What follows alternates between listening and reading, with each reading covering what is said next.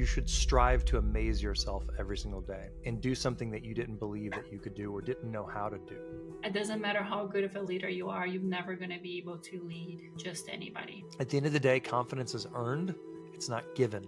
Being able to control your imposter syndrome is a skill that can be learned.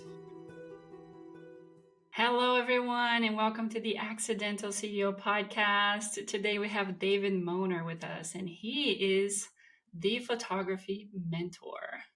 He was my mentor when I started photography. I was very lucky to find David online when I was looking for courses and instructions on how to use my camera, and have been staying with the program since then for many, many years now. And now I actually am one of the mentors in the photo mentorship, which is such an honor position for me to come from a student to becoming one of their mentors. So let's tell them who you are and what you do and all the good things that they need to know about you. And honestly, like, you're like the best mentor out of all of them. Don't tell anyone else. Don't let anyone else hear this, but you're like the most decorated. You're the most successful. You're like the one that we're like super proud of, like the rest of them, like Rich and the other folks were like, no, I'm just kidding. But we're so honored to have you being able to, just encourage our students and mentor them. So yeah, I forgot the question though. No, tell us who you are and what you do and all the things that people need to know about you. Yeah, I'm David Molnar. I live in Florida as well, but just kind of the other side of Florida. I grew up a surfer boy, and I never went to college. And I loved photography, and I ended up pursuing photography as a second dream. And eventually I had some success in photography and wanted to help people avoid the not only the mistakes, but the frustrations, the years of trial and error, and the heartache and the heartbreak of trying and failing. I wanted to help them kind of get through that stuff faster because I love photography. I'm passionate about it. If I wanted to go make money, I would have been a lawyer or something, Right. Like photography is like, it's my thing. So I wanted to help other photographers do that. So I started calling myself your photography mentor, and founded a membership program called the Photo Mentorship. And here we are. Like we help, tens of thousands of photographers pursue their photography dreams. I never really meant to like run a company. I was always kind of a rogue, self-employed guy that liked freedom. And now I've got a lot of people, full disclosure, I have a lot of families that rely on us, on our business doing well, to support their families and their household income. And I don't take that lightly. And that's a thing that keeps me up at night, Yes. I didn't mean to become a CEO, it was, I was just trying to help people. You are an accidental CEO, just like many of us. It comes with a lot of stress, a lot of pressure. Not gonna lie. Yes. Tell us a little bit about where were you before you got into photography, and what was that transition like for you? So I grew up on the Outer Banks of North Carolina, little surfer boy, and had I'll go through this part really quick. I had big dreams of becoming an airline pilot. And also we didn't have much money. So I knew I basically needed to get a scholarship to go to college. So that was kind of my goal, my motivation. I was a wrestler in high school, not like WWE, but actual collegiate wrestling. And I was, bent on trying to get a scholarship to be my ticket off the little island where I grew up, the small town. Anyways, my senior year, undefeated in wrestling during that year, not previous years, expected to win the state championship. I got in a car accident on Christmas Eve when I was going Christmas shopping. First moment I had a break from, it was the first day I didn't have wrestling practice. So I was driving to an hour and a half away, the nearest mall, and going to go Christmas shopping. Got in a head-on collision at 60 plus miles per hour, woke up in the hospital, my legs didn't work. And I spent the rest of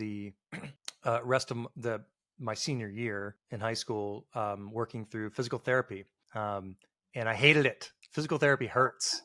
It was more painful, and I'm sure you know this, being a doctor of physical therapy yourself. It was more painful doing the physical therapy than I remember the car accident being. Yeah. Because I had to work hard.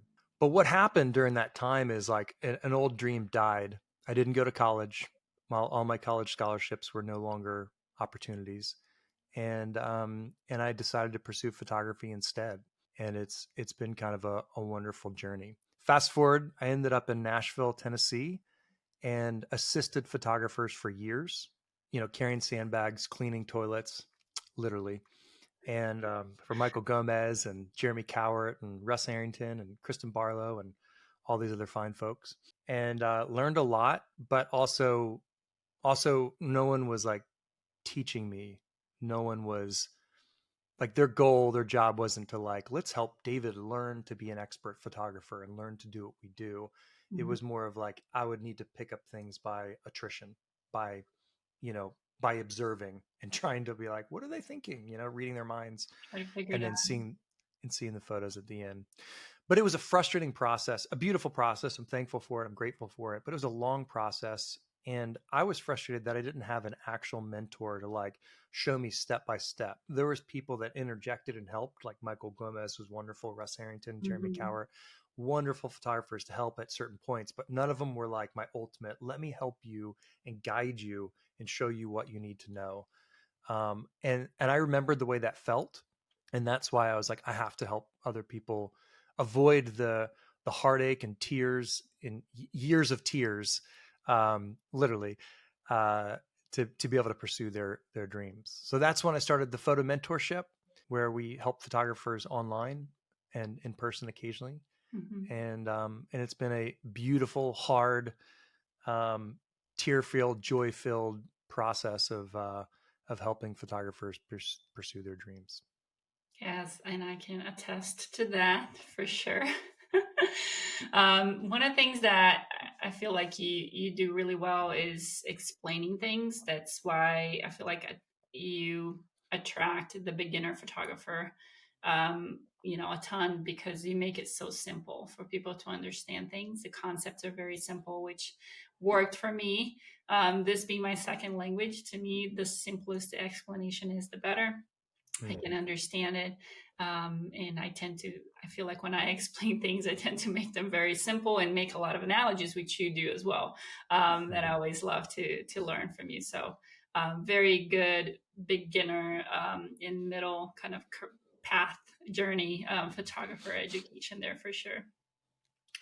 So one of Thank the you. things that I wanted to talk about today is imposter syndrome, Mm-hmm. because during our time together, I've heard you tell a couple of stories that kind of mention that, and I think you do a good job at encouraging the students on your membership to kind of overcome that. So I looked up the definition for us. So imposter syndrome: the persistent inability to believe that one's success is deserved or has been legitimate achieved as a result of one's own efforts or skills.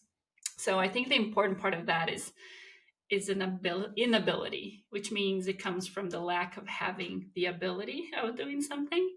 And I feel like abilities are things that we can potentially change and train and have an effect on. So let's talk a little bit about what was the first time that you remember having to fight imposter syndrome? As a CEO or as a freelancer, like, because they're Do, kind of let's do both. Let's different do moments. both. Let's talk about Well, the photographer yourself, and then when you become a CEO, I'm sure there are different stories that we can benefit from. so there was a mentor of mine, between high school and moving to Nashville. I took a year and went to a Bible school.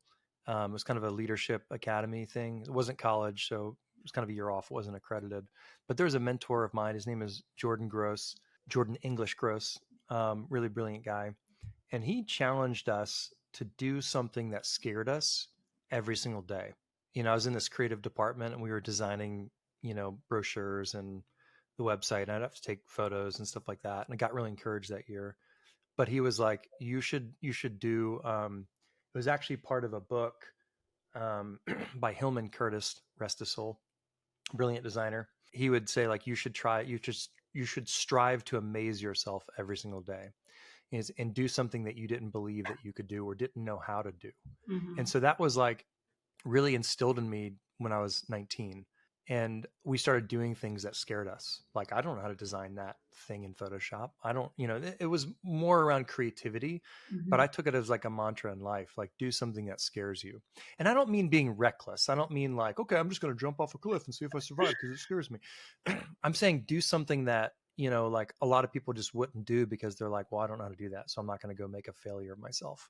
He was like, go try, go fail. He's like, like when you do succeed, he's like, you will amaze yourself. And that's a powerful tool to have in your back pocket, because what happens is you start developing a confidence in yourself that you can do hard things. You can do crap that you didn't know how to do. You can figure it out. And that stuck with me because while I didn't do, that many things that amazed myself during that year, I started developing the muscles, like the intellectual capacity to like challenge myself when I'm scared of doing something and then going for it anyway. Okay.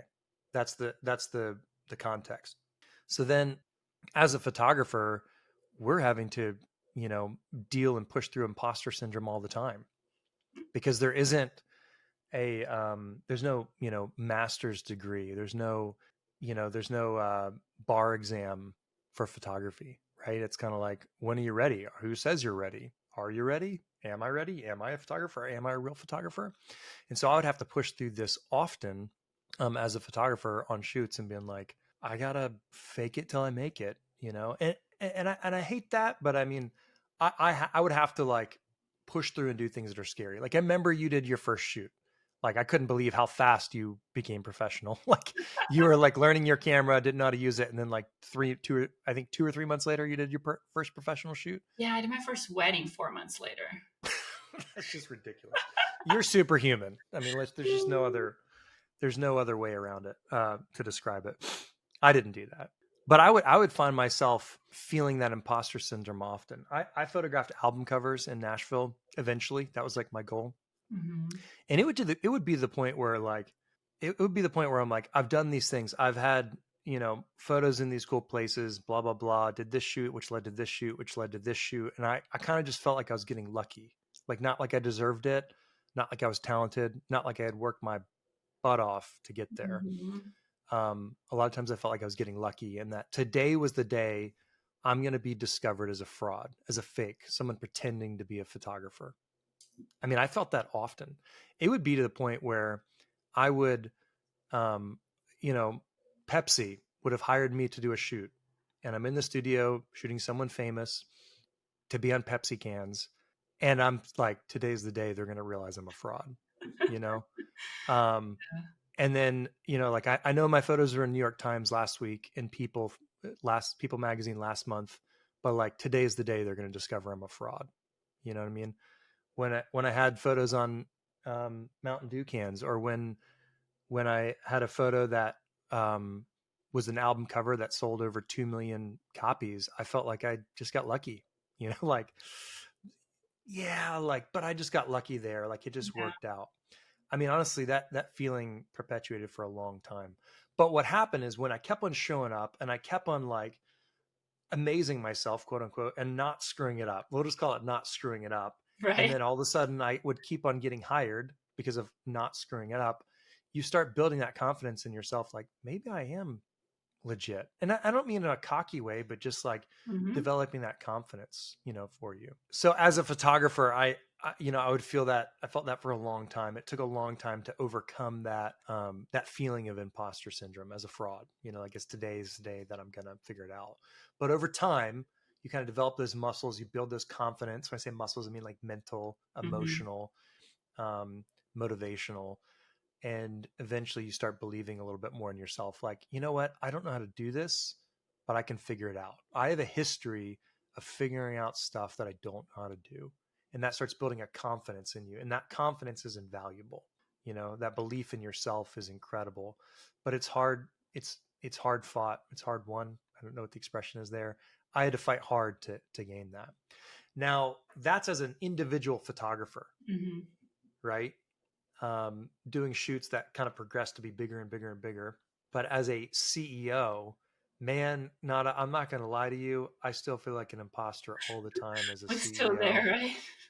Yeah. Rich Coleman lets me know how crappy of a boss I am all the time. Um, and I'm working on it. Can I be honest? Like, I'm in therapy. I'm working on it. I'm trying to figure out how to be a better leader because I genuinely give a darn about these people, about our team, about our employees, and Yeah, certainly about our students. So yeah, I mean that's something I'm working on. yeah. And there's moments of victory, but I'm not there. I haven't arrived. It's hard. I remember, so obviously management and leadership are very different, even though they can overlap a lot. And I Right. remember in my previous life, having to manage people, in failing, to feeling like a failure because I had, my set of principles and my vision and my values, and I'm working with these people that, in my mind, should see things the same way and should have the same values and wanting the same things, and we're working for the same company, and it just wasn't happening. And I remember talking to our CEO, who is a very intelligent man who I admire, and I remember having this conversation with him. I was like, if you are a good leader, should you be able to lead anybody? Or even as a good leader, would there be people that you cannot lead? Hmm. I was What did he quite, say? I'm like on I the edge know, of my right? seat. Like, what? 'Cause I was like, am I the problem? Am I part of the problem? Are they the problem? Like, I'm trying to figure it out. Like, I'm trying my hardest. I'm working on my skills.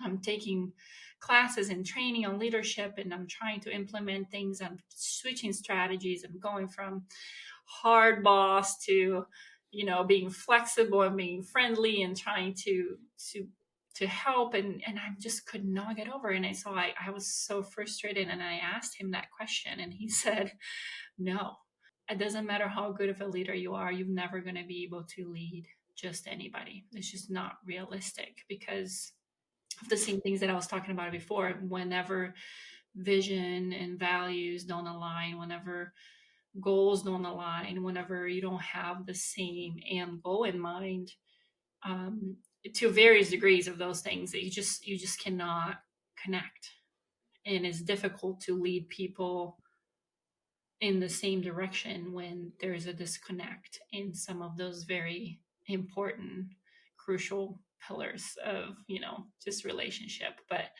yeah, it's not, whenever it's just you and your company and your business is one thing, and you talk through Mhm. that imposter syndrome in your head, and you try to remind yourself of the things that you've done, and how you got to where you got. But when you have people that you're responsible for, like you talked about earlier, it's just more anxiety and more responsibility. So the fear, it's increased for sure. Yeah. So was his takeaway, or sorry, was your takeaway from that like regardless of how good a leader you are, there's some people you just won't be able to lead? Is that essentially what he was saying? Yeah. Because of some sort of disconnect, or people are unteachable or whatever? Yeah, and obviously there's aspects from both the person leading and the person being led, right? That need to be worked on and need to be.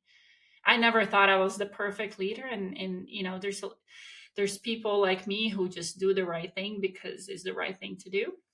Nobody needs to tell me what to do, which is why right now I joke with my kids all the time, and I tell them, like, my boss lets me do it this, like, I don't have to work this weekend. My boss said I can do this. And then my kids look at me like, you are your boss. I was like, exactly. Like, I have a really good boss. So we always laugh about it all the time. So to me, it was an interesting transition, going from a place where I was somebody's employee, but also somebody's boss, right? So I was kind of in the Hmm. middle, to now I do it all myself. So I am the boss, I am the employer, with several hats of Yeah. employee. I do have a team now, but in the beginning it was just me. So just that dynamic of, it was a weight lifted off my back. I'm not gonna lie. It was good to feel that I'm accountable to myself, and I know I'm gonna do the things that I need to do. Like I didn't have to worry about, are things going to get done? Am I going to have to go after this person? Am I going to have to tell them again to do this? Am I going to have to hold them accountable? Like right now I knew it was just me, and it was going to happen. It was going to get done. Yeah, there's no one to blame but Right, yourself at that point. exactly.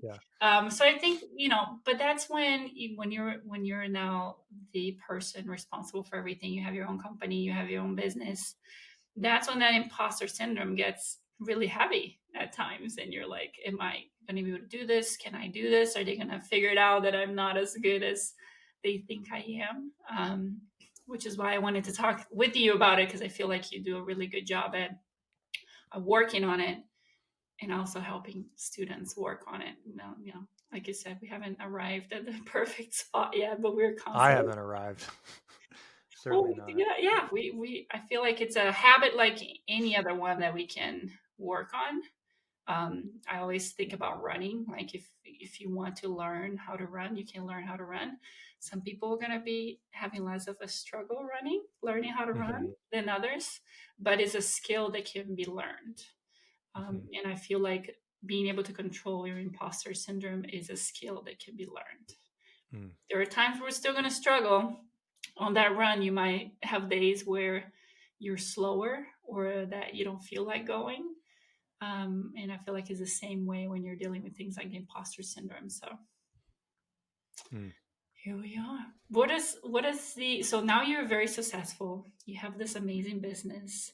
You travel all over the world as a photographer. You photograph all those amazing things that you listed earlier.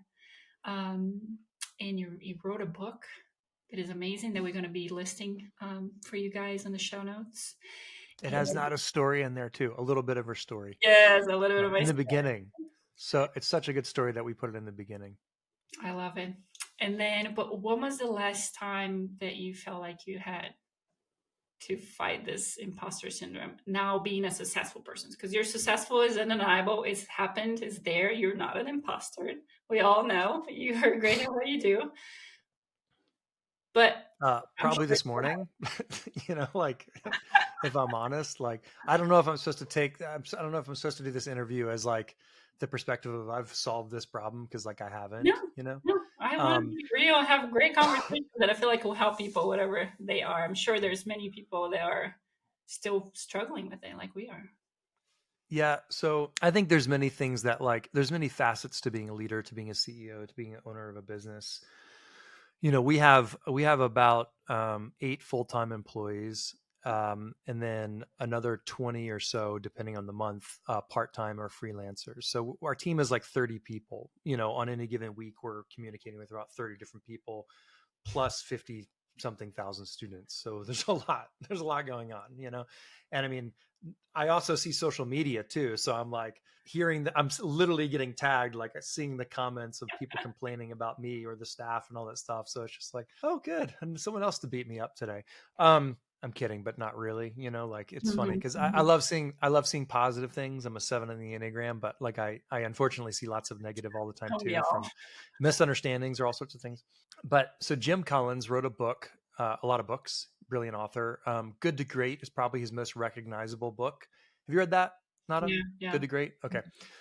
My favorite book that he wrote that I've read, I think I've only read 2 or 3 of his books, was called Great by Choice. And it's a phenomenal book. Most business books are like, here's the big idea, and then they break it down in the first 2 or 3 chapters, first 1/3 of the book, and the rest of the book is fluff, basically like trying to write a book. The book Great by Choice is so phenomenal. 12 chapters, and everyone is so incredible poignant. It's just phenomenal. But in Good to Great, the other book, my second favorite book that he wrote, he talks about getting the right people on the bus and then figuring out where to steer it. And that was one of my big takeaways from that book. I mean, there's a bunch of them, but getting the right people on the bus. Like I have Josh Wood, and I have Rich Coleman, and I have Kristen Cook, and several other amazing employees. But I mean, those are like our like core leadership team, if you will. And I don't know if this podcast is explicit rating or not, so I won't actually say a cuss word. But like one of our core values is to give a darn, but the actual cuss word version of it.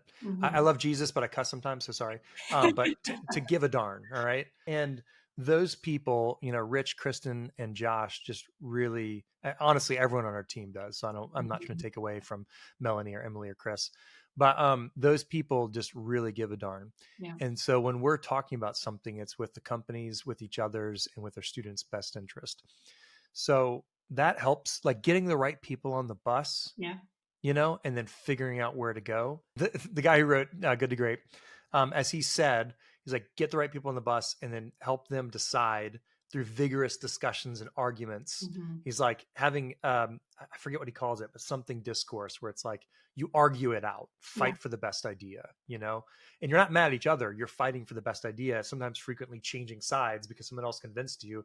And then you're like, I think we should do A. And someone convinces you B mid conversation and you start yelling, I think we should do B, like Mhm. fight for the best idea. And that's something that Rich and Kristen and Josh do such a good job at. And that helps me get over the imposter syndrome because they have people when we all genuinely give a darn about each other. And that's a thing that has been really helpful for me because we're going into uncharted territories. I'm used to being the rogue freelancer, and I'm not anymore. I have people's families, like kids, Yeah. that like they're relying on me. They are relying on me to do a good job in business so I can pay them a salary so they can buy food, so they can pay rent, so they can pay their Mhm. mortgage, so they can keep their electricity on. Um, it weighs on me. It really does. And like I got to be honest, there has been times that the photo mentorship has been really successful and times when we have scaled up way too much. Mhm. Okay. And there has been months, many different ones, where all of a sudden we're down $30,000, $40,000 for the month. And I am going to go into my personal savings account and take $50,000 out of my personal savings account, deposit it back into the checking account so that I can pay their salaries. Take care of the team. I mean, I'm just being real for a second. Like, there are months that people think, "Oh, we're David's just making all this money." I'm like, "Well, you have no idea how expensive it is to run our business and to try to take care of people like we try to Yeah. do." I have the right people on the bus. I'm so thankful and grateful for them, Yeah. and because of that, I'm willing to go through pain and a lot of pain to push through that imposter syndrome and try to become a better person. Because when you have the right people on the bus, you care about them Mhm. and you're not just out for yourself. And I think that's a key to help you get through that imposter syndrome and try to make a better person of yourself for them and for yourself. Yeah, I think it goes along with what he was saying when he told me you can't just lead anyone. Like having the right people on the bus is Mm, basically what he was talking about. So it's different when you're given the opportunity to choose the people that are going to come along the journey with you. yeah. You have to choose people that that don't necessarily think the exact same way you do, because I feel like that's never a great idea. Have people that Mm, think differently, that are going to ask you the why questions, that are going to oppose your ideas, that are going to pick your ideas apart. And you have some of those, so go with know, that are going to help you think through it and see the best way to get to the main goal. But choosing the people that are the right people to be on the bus with you makes a huge difference when it comes to leadership, for sure. oh, they let me know what they think, but I appreciate that. I don't want wusses on my team. Like I like it that they'll fight me. Um, and stand up to me, and tell me how it is. It hurts sometimes. I'm not gonna Yeah. lie. Uh, Rich Coleman doesn't back down, but I love him for it. You know what I mean? Yes. Um, There's an yeah, advantage to have somebody like that, for sure. yeah, When you know, for but sure. also when you know where it's coming from, it's coming from the he wants it to be successful. He wants it to do well. It's Well, not. he gives a darn. Yeah. Um, he gives a darn about me. He gives a darn about his team members. He Hmm. gives a darn about our students and the success of the mission. Because we're not just a company; we're a mission to help photographers pursue Hmm. their dreams, and we care about the mission. Like we're actually trying to be the most helpful, way above profits. If I wanted profits, I would streamline this thing and just let most of everyone go and just make Yeah. tons of cash. Yeah. But that's not what matters to me, Yeah. you know? What do you think is the role of a coach, a mentor, in helping somebody go through that, work through that imposter syndrome? How does mentoring and coaching can help with that? There's a book called, I think it's called The Coaching Habit. You ever read that? No, I haven't. Okay. It talks about the 7 questions that you can ask. I believe that's what it's called. I haven't read it in a while. It's been a few years, but it talks about the 7 questions. And that book is so great. It's such an easy read. And when you read that, you're just like, oh, it's so good. But you can't do it for someone else. And looking back at the coaches that I've hired, the best ones, they help you, they ask the right questions to help you figure it out. Mm-hmm. Because listen, Nada, if you just tell me, well, this is your issue, then I'll be like, well, I already tried that, like blah, blah, blah. Like I don't think, I'm not going to be as receptive. And I mean, I would because it's you and I have great respect. But what I'm trying to say is like, I remember there was a guy, a brilliant guy named 𝐉𝐨𝐢𝐽 that I would hire and consult with. And he would basically, like, we'd get on these sessions and we were doing some branding stuff. And he would just ask me questions. It was so frustrating. I'm like, I just tell me the answer, But he would ask me these questions and make me really think and come up with the right answers. And my friend Jeff Goins, who's just a brilliant writer and consultant, an author and businessman, he did such a good job of not telling me the answer when I wanted him to. He's a good friend of mine, but he's also like a mentor. I call him like my Yoda sometimes. But he would just ask me questions too. And so here's the point. That book, The Coaching Habit, it basically says, here's the 7 questions that you can ask people in order to help coach them and guide them. And when you're dealing with someone to try to get over, or you're trying to help someone get over the imposter syndrome, you can't give them the confidence. You can say, you're nice, you're pretty, you're good at this. At the end of the day, confidence is earned. It's not given. You can't buy it. No. You can't get it from someone else. I mean, they can encourage you and it can help. I mean, I'm not saying speak death into someone's life. Always try to speak positive in life. But at the end of the day, overcoming the imposter syndrome is about developing self-confidence. It's about getting wins. It's about amazing yourself, like we talked about in the beginning of this conversation. And so an example would be like, how do you feel when this moment, and what do you do, in that moment? And then they'd be like, well, I feel like I start clamming up. Like, okay, so what's the real problem here? Do you feel like you didn't practice that lighting technique enough? Do you feel like you just don't know your camera settings enough or whatever? And you help them work through what the real problems are there. And then so the next time they're maybe a little bit better prepared and they can have an opportunity to succeed in a tricky situation and then amaze themselves. And that little win is one notch in their belt buckle to help them, or the quiver, whatever expression I'm looking for there, to help them gain enough confidence to start overcoming that imposter syndrome. So I think asking the right questions and helping them figure out how to do it themselves is the only way to help people gain confidence and get wins to amaze themselves enough to start plugging that hole in the bottom of the barrel that's leaking out of their confidence. Beautiful. That's 100% true. Agreed. I wanted you to share the story that I've heard you talk about before, about the time you got sent to photograph this concert, and you came through the back door and you had to tell people who you were. You know what I'm talking about? Yes, I do. Yeah. How long of a version do you want me to tell you? No, you tell us the story. Okay, so I'm 19 years old. It's during that 1 year break between high school, when I didn't go to college, right after my car accident. So I go to this Bible school, this leadership training program, and they start using me. Remember, my mentor at that time was a guy named Jordan English Gross, who taught me to amaze myself. So I started to take photos while I was doing some graphic design stuff. And I came up with, like, I want to photograph, like, I had done some concerts. The nonprofit that we were working with would put on these big concerts, and I started getting to practice with them and like shooting their concerts and stuff. But my favorite band at the time was a band called Switchfoot, and they were touring the Beautiful Letdown record. And The record was really meaningful for me because I was recovering emotionally, psychologically, mentally, and physically from my car accident and the despair and heartbreak that caused. So that record was a very inspiring. Like, we Mhm. were meant to live for so much more. I dare you to move. Are you who you want to be? It's like these very thought provoking lyrics that meant so much to me. And as I'm developing into this photographer, I'm like, I want to photograph my favorite band. So I, I didn't feel like a real photographer at the time, but I was trying. I was working towards it. Okay. And I remember asking around and asking people, does anyone know the band Switchfoot? Because the nonprofit knew and had contacts with a bunch of music industry people. So I thought, maybe someone would have.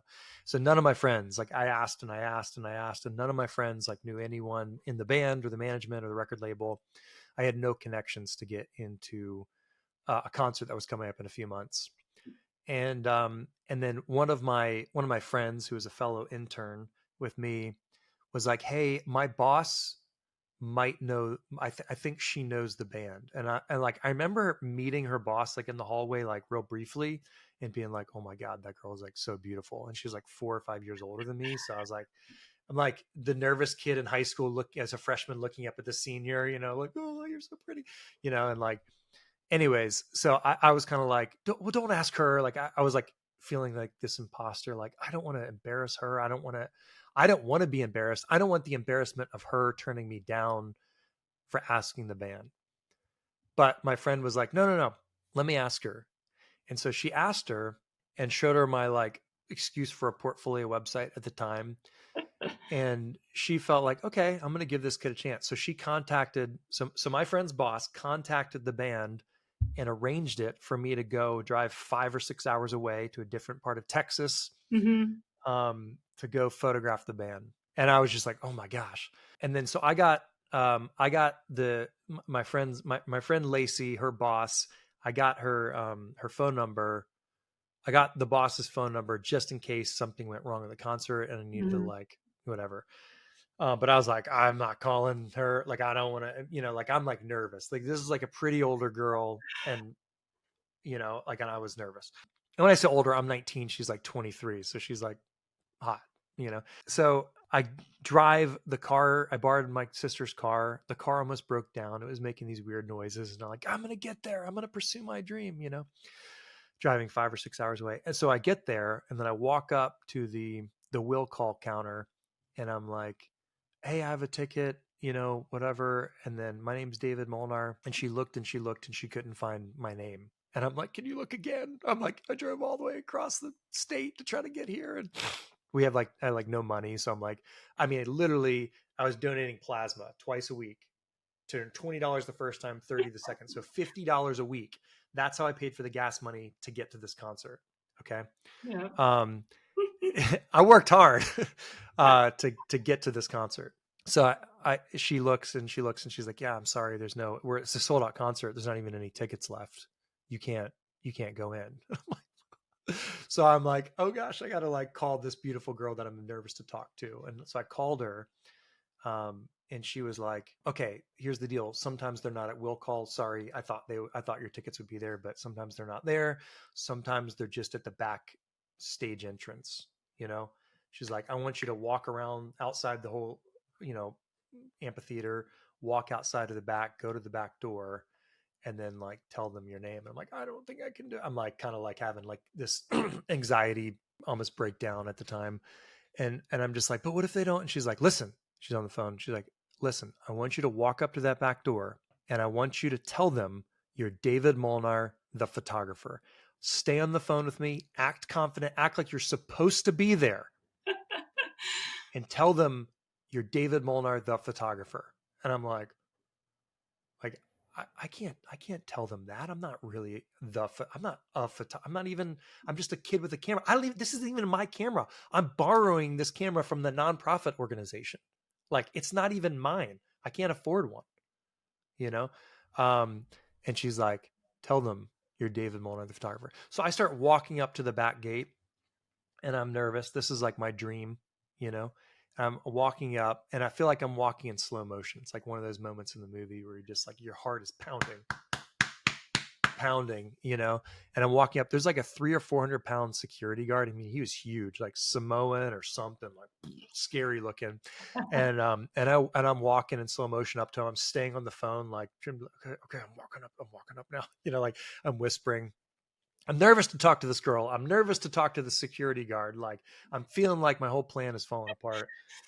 And she's like, shoulders back, head up straight.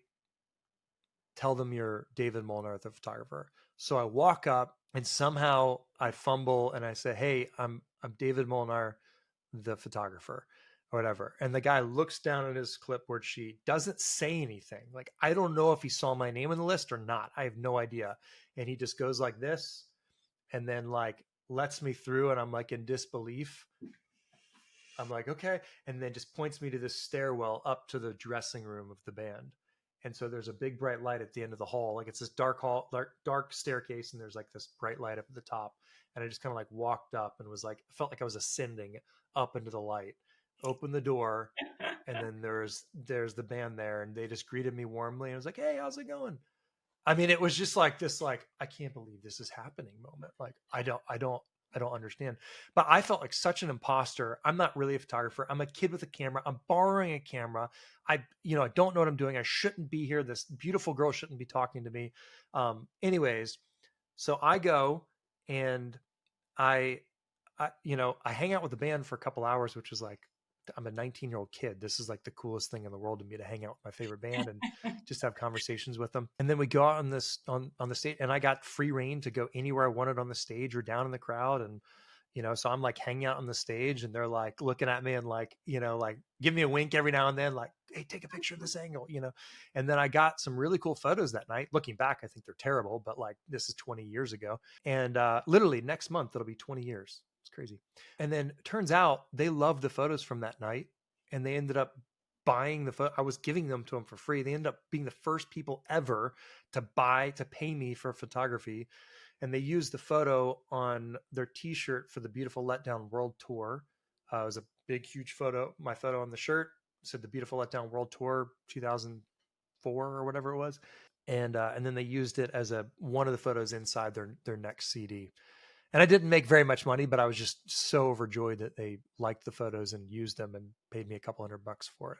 But the other really cool part, this is the final part of it, is that beautiful girl that I was nervous to talk to. Like, I ended up marrying her. Yeah. So that's my wife, Tammy. Two wins that day. Two big wins. Yeah, a couple of big wins. I love that story because I feel like it's just a perfect representation of the imposter syndrome, and somebody guiding you through it and help you find the confidence to say it out loud. I am the photographer. Let me in. I'm here. I belong here. I should be here. I'm here to do this.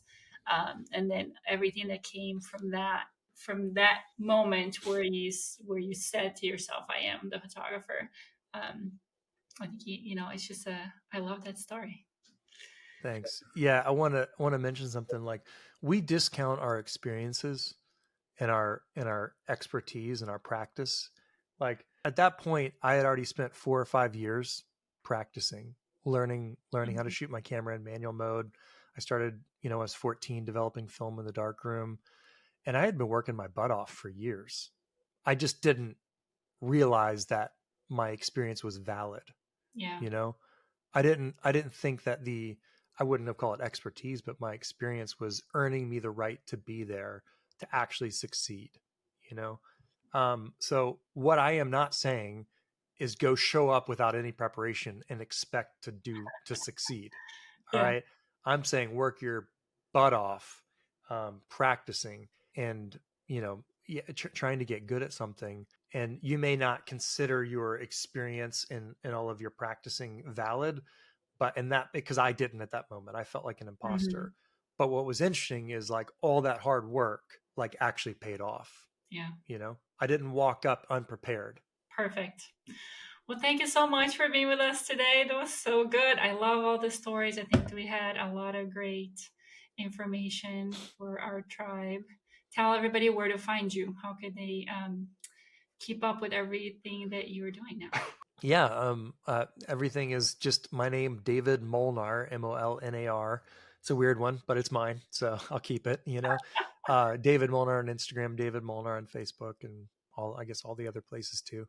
Perfect. Probably should start TikToking. I'm not really on TikTok yet, Oh, but yeah. Rich Have is trying fun to with convince that. me. Yeah. All right. Thank you, everybody. We will see you next week with another great guest for our show. We'll see you guys All right. soon. Bye. Thanks, Nana. Appreciate it.